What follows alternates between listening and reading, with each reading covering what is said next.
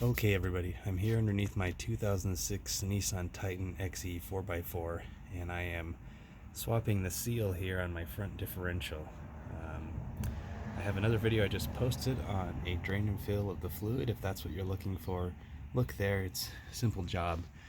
If you have a leaky seal like you can see I certainly do, this is the video for you. If this is helpful to you, please like and subscribe. It really helps me out with what I'm trying to do, allows me to do more of these types of videos for you. And here we go. So when you get under the truck, there's some pieces missing in my case here that I've already taken off. I took off the crossbar here. I think those were 17mm bolts. Took those off with some heat. You can see mine are real rusty. You do not want to break those. There's a rock guard there that I took off. I think those were 10mm bolts on that. There's 4 of them. You can see 2 hanging up there. There's the front shaft here. These are 14mm bolts. To take those out, you're going to have to do 2 of them, lift the truck, turn the wheel, and do 2 more. You don't have to take the whole thing off. You can see I got it bungeed up here to the exhaust.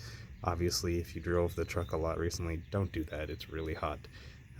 I like to work on a cold vehicle when I'm doing this type of thing. So you bungee that out of the way, and you will see this flange sitting up here. You can see I've marked that flange and I've marked my shaft so that when I put those back on, the shaft and the flange will be in alignment with where they were originally. Also, I've marked the inner shaft there with some Sharpie to match up with the Sharpie on here. And finally, this 30mm nut I've marked so that when I tighten this back down, I'm tightening it down to the exact same spot that I took it off at. And I also counted the threads. There were about 3 threads showing, and I've marked the nut, the inner shaft, the outer flange, and the shaft. So those 4 things should all go back on the same exact way you took them off, or you may end up with a vibration or any number of other issues you don't want in life. So you've taken your shaft off, you'll see that nut in there. That nut is, so to speak, really difficult to crack. I think it's 250 pounds of pressure. I ended up getting a nice long breaker bar, laying my foot against the wheel here and pushing real hard, and I was able to break that. I know a lot of people prefer to use like a pneumatic gun or an electric gun that's strong on that. You'll remove that. You're going to use a puller to pull the flange off.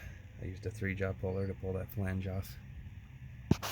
And at that point you'll see your seal sitting in there like this. Mine's obviously a little hammered from being pulled on.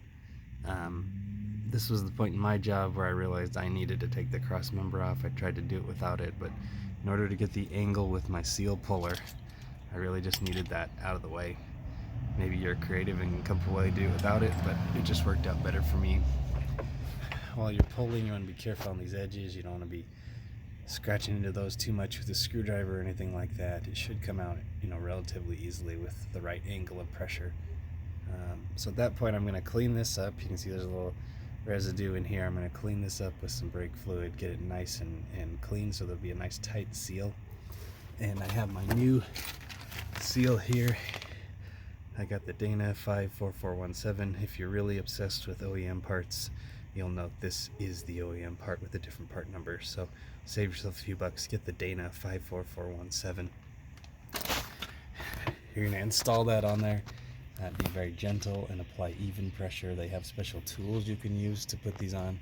I found that if I use a piece of wood and a mallet, rubber mallet, you can tap it into place pretty nicely if you just be real slow and careful. You don't want uneven binding pressure here or it's just going to happen again. And get that sealed on there nice. I like to put a little RTV on the center gears there when I'm done with the seal, just to double my efforts. And at that point you're going to go in reverse. You put your flange back on, aligning it with your notch up there or your mark, and you put your bolt or your nut, 30mm nut on there, and tighten it down, lining it up exactly with your notches. At that point you should have a nice crisp seal. You should have your flange reinstalled. You can reinstall your shaft here. Don't remember the torque on those, but I like to use a little blue Loctite because I off-road a lot, and that rattling pressure loosens everything. Put your crossbar back on. Refill your diff with, I use 75/90 gear oil. I think the manual calls for 80W90, but I've used this for 15 years now. It works out fine. If you can't find 80W90, use 75W90. And your fill hole is right over here on the front of the differential.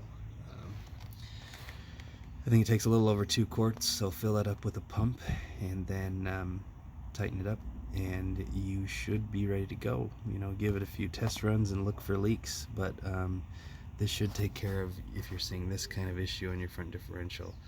Certainly fluid was leaking all over on mine for quite a while, and I finally got around to this job. So if this was helpful to you, please like and subscribe. It really helps me out with what I'm trying to do. And ask questions in the comments. I'm always ready to reply and help you guys out. And most of all, you know, don't pay a dealer for this. You can do this job. Save yourself some money. Thanks everyone. Hope it goes well for you.